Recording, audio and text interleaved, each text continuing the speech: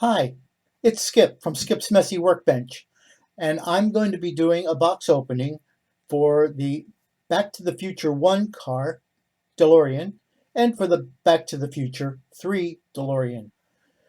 I don't usually do box openings, so it's new for me, not very good at it, but we're going to give it a shot anyway. So follow me on down to the shop, and I'll see you when I get there. Hang in there. Be right back.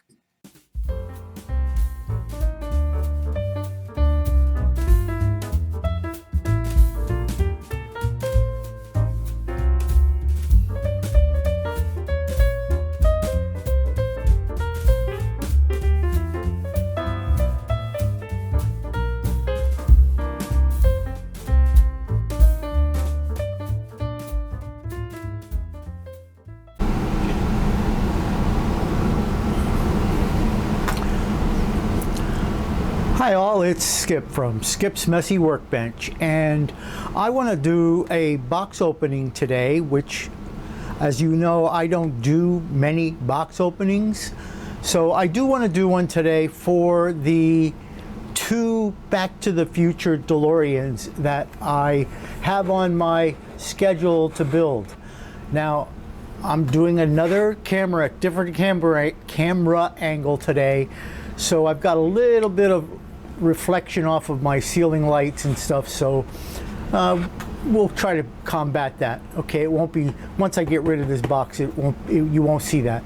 But anyway, we're going to start with the Back to the Future from the first film. So I'm going to do that box opening, and then also the box opening of the Back to the Future 3 DeLorean. Now, these kits are almost exactly the same. I mean, it's the same car. It has some different features on it, like up here on the hood where Doc Brown had to make a 1950 style like vacuum tube circuit for some of the microprocessors that got burned up.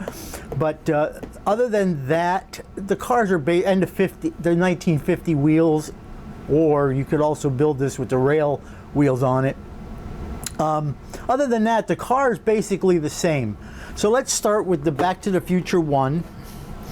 And on the box itself, these are made, by the way, are by, and the last time I showed these, I pronounced this name as Aoshima. It's actually pronounced Aoshima. I looked this up because I have a somewhat of a fascination with different languages. I can't speak any other language except English, and I'm not very good at that even because I grew up here in the Pennsylvania Dutch land. But it is pronounced Aoshima. So the English pronunciation, by the way, is Aoshima, but in Japan it is Aoshima. On the edge of this box, there are pictures of the actual kit This is an actual kit. This was an actual build, both of these, and you can see that this being from the first version of the film, it has you can have the rod put on it that was attached so that they can get the electric charge in from when the lightning struck the clock tower.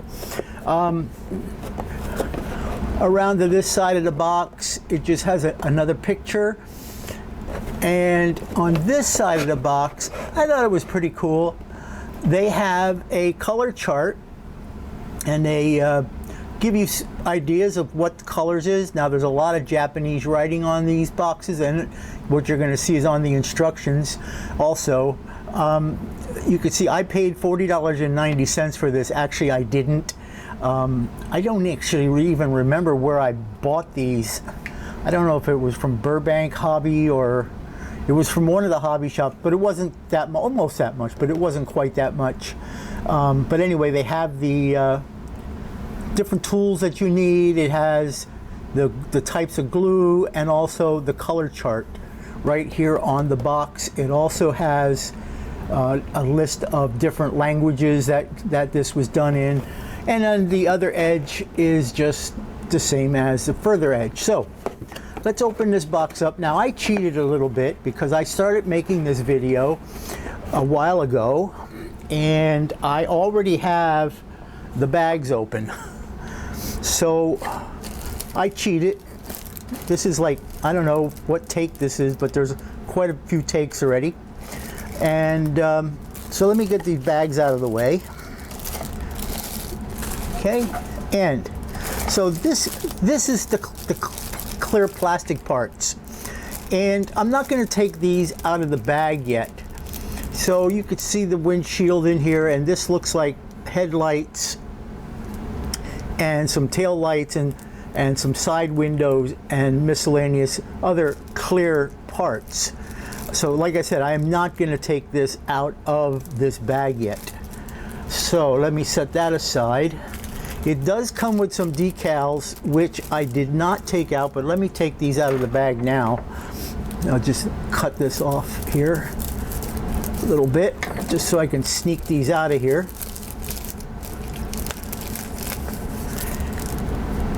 Oh, that's interesting. There we go. Okay. So as you can see,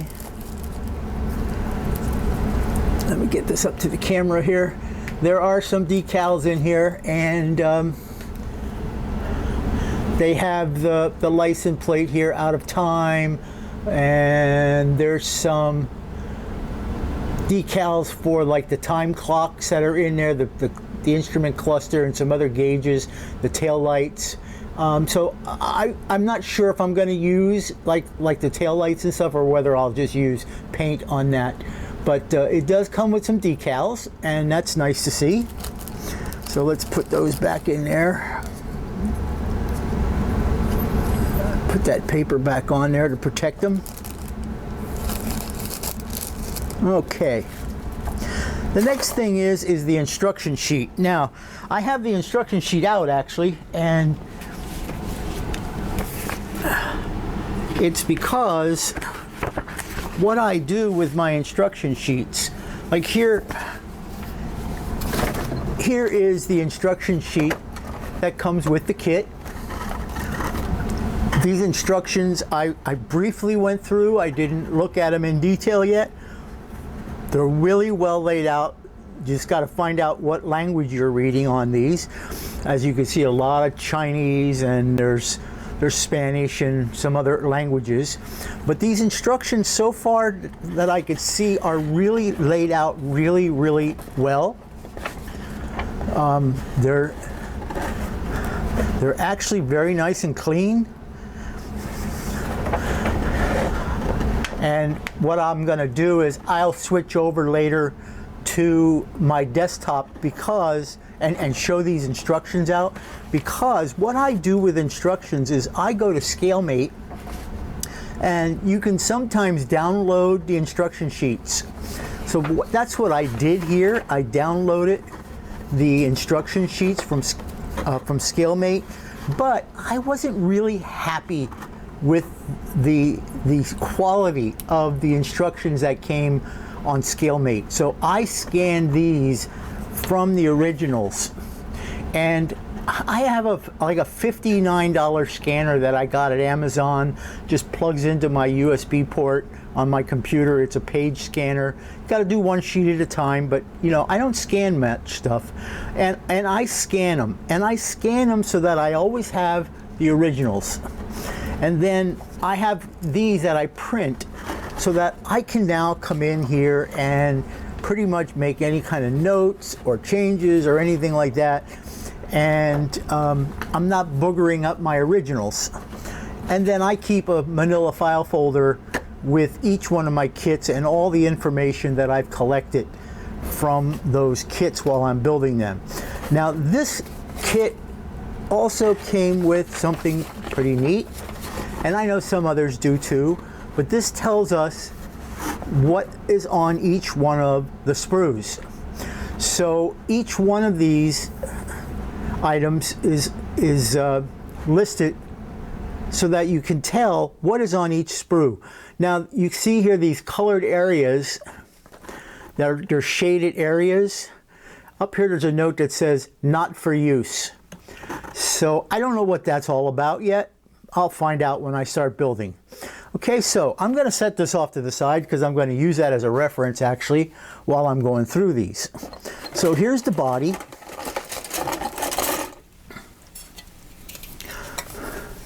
The body was molded in silver, which is okay. I mean, it looks pretty good. There's a little bit of work to be done on this body. There's like a small dimple over here. Again, I don't know if it's easy to see on camera, but there's a small dimple there. There's a flaw here in the roof that needs to be repaired. So we'll see about that. But other than that, there's another dimple over here in the door. So we'll see about getting that stuff fixed. It's not a big deal. Just a little putty and some sanding and we're going to be fine. Now, you know, at first I thought, wow, that's pretty neat. I don't have to do any painting. I can just use this silver body. But I decided, no, that's not going to work for me. And this is really smooth. I don't know if you can see that this is really shiny. And it's real smooth to the touch. I'm afraid paint won't stick to that real well. So I'm going to probably sand this down really good and get it a little bit duller. And then I'm going to try either some alclad stainless steel, or I don't want to do that because my spray booth does not vent to the outside world. Therefore, the odor just is sometimes really bad. And it migrates up into the house from the cellar where I'm at. Or I actually ordered some Vallejo metal paint, the metal paint which are acrylic, and they didn't have a stainless steel, so I ordered silver. I'll do some test spoons on that stuff and give that a try. All right, but other than these couple of little flaws here on the roof, and I'm not even sure if that's a flaw or if it's just a mismatch on the paint or the coloring, but there's definitely a little bit of a dimple in both of the doors. So there's the body. The chassis is still, I have everything on the sprues here yet. So the chassis is really nice. There's actually a lot of detail on this chassis, and the painting of it is very well detailed. And again, you saw that when I showed you the instruction sheets. So again, a lot of detail, a lot of stuff that can be done with that to make it look really, really nice. So let's take a look at one of the sprues. This particular sprue is sprue A, and it looks like this has a lot of the chassis parts on it. I know this gets laid in the bottom side of the chassis.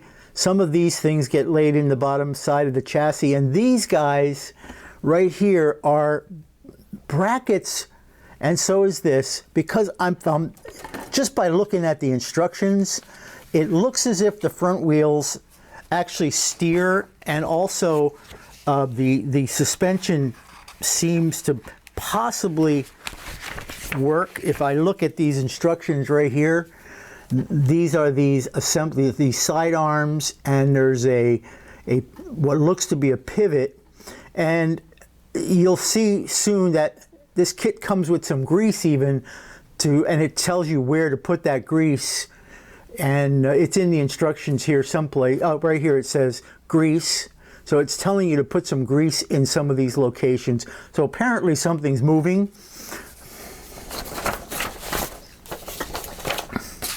So this is mostly all the chassis parts. Here's some windshield wipers, and these are probably something to do with the wheels. Oops, sorry, I bumped the camera. Steering wheel, looks like the steering wheel column. So that's for that. And then molded in silver again, we have, this is sprue D as in dog, and this is some of the exterior, like these are the cable harnesses that go along the outside of the body. And then we have the what looks to be a firewall. This is probably part of the rear end where the electronics and stuff sit. So there's a lot of parts on here. Looks like some hoses here. Some various parts. So that's all done in silver. And then we have this sprue, which is sprue E. This has the rod with the hook on the end for the grabbing that wire. This looks like it has part of the engine, and this it says you don't need. So we'll see what that even is. All right. And some other miscellaneous parts. And then this one is on sprue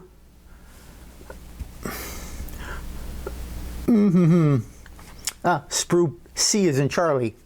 So we have the interior tub, and we have the seats and the interior door panels, the dashboard, and some more miscellaneous parts on this guy. The wheels that came with it, these are the wheels, and I got to decide, I got to look at an actual DeLorean.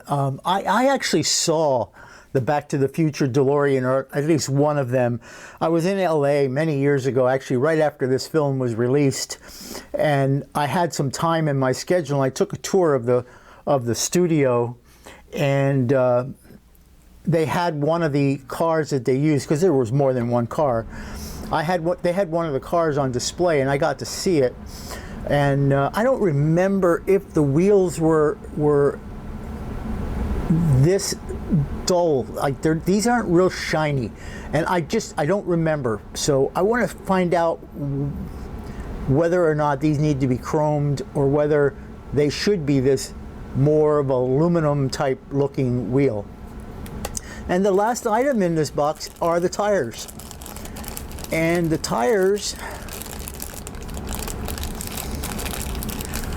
are really well, these tires are nice. I think they're nice. Let me just put them in the box here a little bit. I'll just pull them out of here.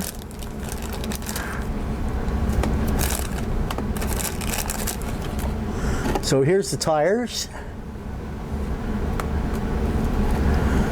And I'm assuming back tires because they're a little wider, front tires. Nice tread on them.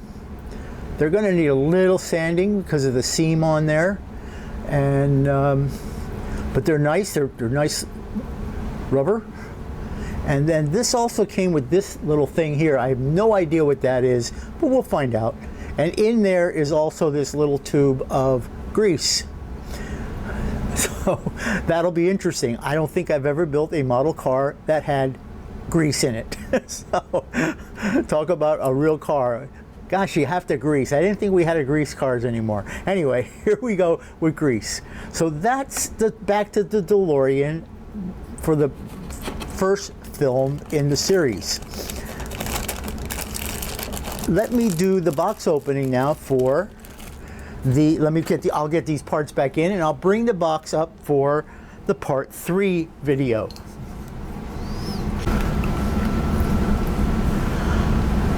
All right, so here's the Back to the Future 3 car, and this one also has pictures of the actual model build. This one with the 1950 style tires on it, and this one with the rail tires, and it comes with these railroad tracks, so you could build that either way.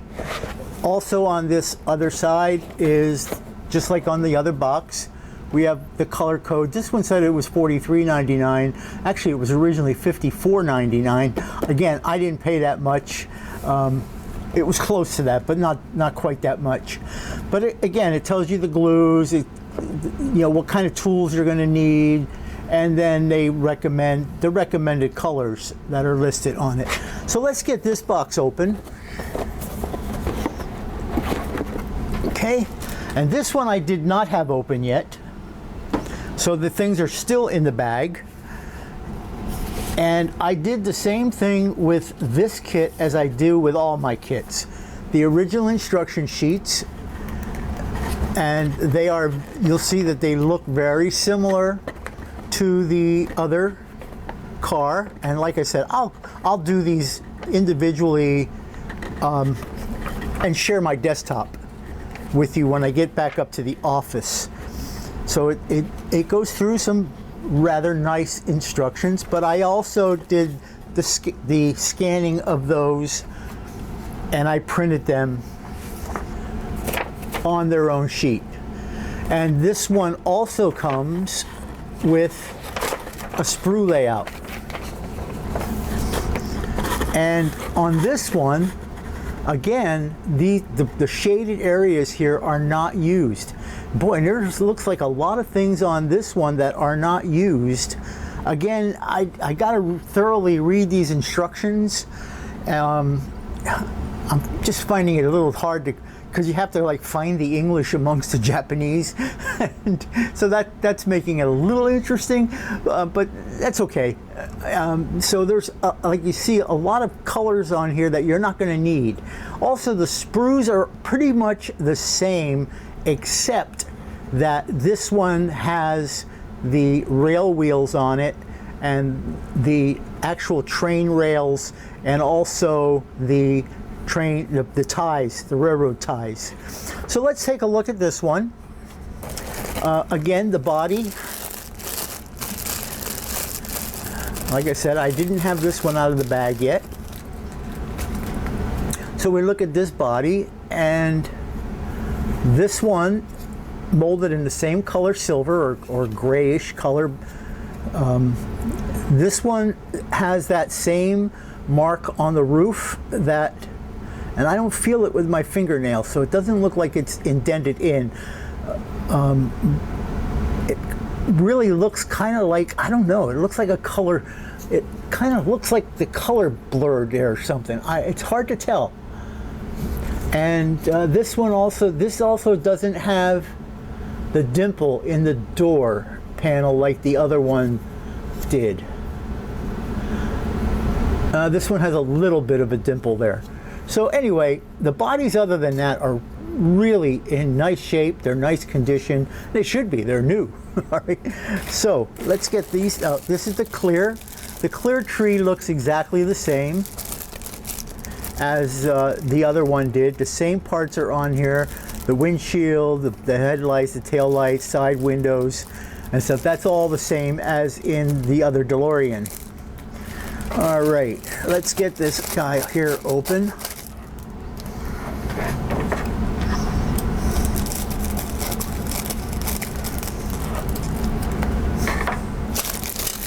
And this happens to be for the railroad tracks. So as you can see, it comes with rails. It comes with rails. These are the train rails. I guess you could see there that the top of the rails. And it comes then with railroad ties. And I can tell already that those rails just set on in those holes. And it comes with a set of wheels for running it on the rails. Now all we got to do is build a steam engine, and we can reproduce that whole scene, huh? So let's put these. I'm actually going to put these back in that bag again, because I'm not sure if I'm going to build the train version of it. I like that car when it had the 1950s wheels on it. It looked kind of cool. I thought it did, at least. All right, the other bags here. Let's see. We'll get these guys open too. I should have opened these just to save some time, but you can fast forward through. I think most people fast forward through anyway. So, all right, so here's these little plastic things again. I won't take these out that were in that other bag for the wheels. And then here the wheels are actually different than they were, and they should be, because these are the 1950 type wheels. And I'm hoping at least, that they have some white wall decals or something on there or I'm gonna have to put the white walls on them. All right, then also the chassis is the same chassis that was on the number one for the video one. So this is the same chassis, a lot of detail. It shouldn't be any different. And this sprue is the same sprue for the chassis, exactly the same as for the Back to the Future 1. Sorry, my tongue's not working today. So Back to the Future 1. And according to the instructions, a lot of this stuff is going to be used. So it'll be interesting. Like I said, I'm going to, I'm going to go through the instructions with you also, if I haven't already. So we'll just leave that stuff out, but I do want to put the tires back in the bag. We don't want those to possibly stick to anything. All right, we'll get this stuff out of the bag.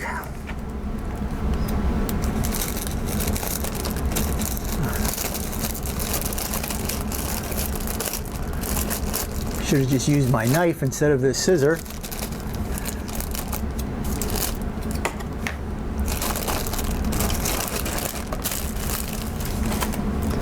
Okay, now here we got some nice chrome hubcaps because for 1950 this had to be nice and chrome, because in the 50s everything was bright chrome.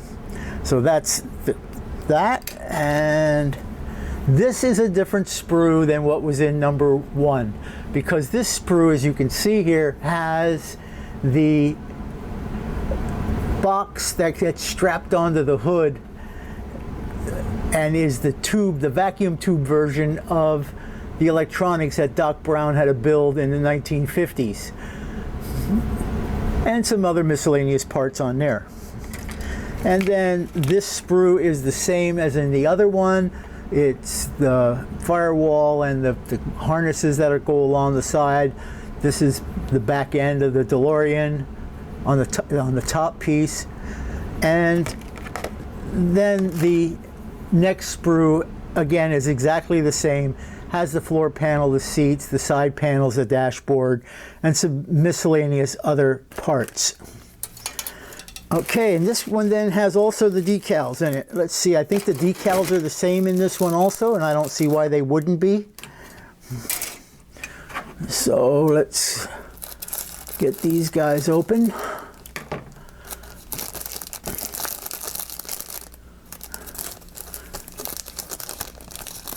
Come on. All right. And these should be the same, because again, the car's pretty much the same, and they are. They're exactly the same as they were in the Back to the Future 1 car, and again, they should be. So again, the instrument cluster, the tail lights, some of the license plates, and the time displays. All right, so that's the box opening. I'm going to be starting these kits real soon, and I'll do a couple of videos as I'm doing them, just to keep you up to date, and hope you watch them. All right, so that's the Back to the Future, and some of my favorite films, actually. Anyway, that's it for now. I will see you all a little bit later. I'm going to be also starting a project, not a group build type thing, but it's a project that's run by Scale Model Experiments, SME channel. He's doing a detail build for a 1950 Ford. And I'm going to probably follow along with that one also. And along with the fact that I'm still working on the B-24. So, I bit off a little bit more than I can chew on that B-24, not in the complexity of the kit, but in the fact that I'm doing a lot more to that kit that is outside of what you would normally do than I originally intended to. I'm doing a lot more to it. I'm a little bit anal with it, and I'll be doing an update on that one soon. Okay, so thanks for listening. Thanks for hanging out with me. And I appreciate y'all watching. So I'll see you the next time around. So until then, bye.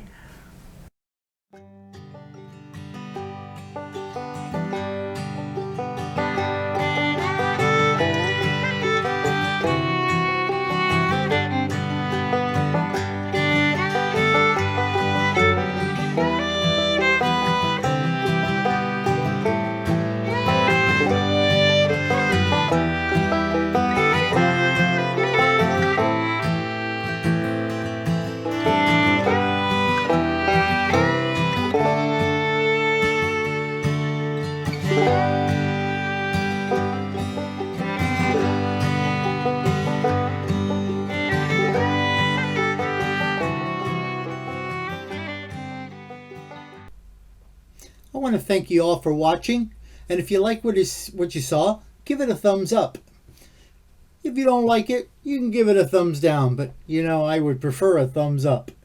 And do me a favor, if you really liked it, smack that subscribe button. And if you want to be notified when I release new videos, give that bell a ring and set it to all. I don't release a lot of videos, so I won't be bugging you that much. Anyway, thanks again, and I'll see you in the next video.